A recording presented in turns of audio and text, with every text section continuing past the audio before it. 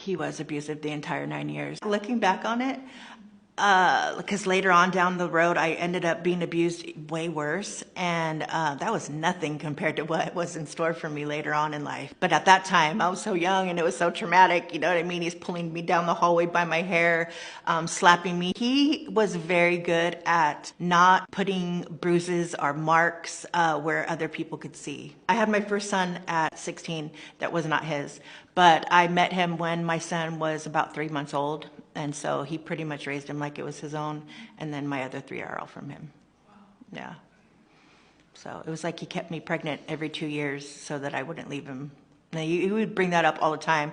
You've got 4 kids. Who's going to want you? Nobody's going to want you. I think that played a lot of the reason why I was, stayed with him for so long. Like, I would think, yeah, you know what? You're right. Like, who's going to want me with a bunch of kids? So when he was arrested and sent to prison, I was finally able to move on with my life. But he had left me with back rent and I had fallen into depression. So with the combination of the two, I was quickly on the streets. I really had fallen into depression. And I started using methamphetamine to help me get out of bed every day. I ended up moving to Bakersfield after all of that because I had a friend that used to be my neighbor and she lived out here and she had talked me into coming out here to visit her. So Lompoc is such a small town. So when I came to visit her out here in Bakersfield, I was in complete awe of how big Bakersfield is.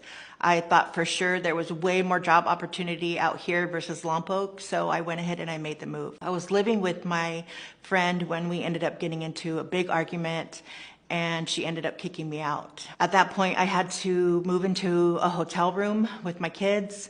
And that was just so expensive that I just could not afford it. I ended up hooking up with this guy.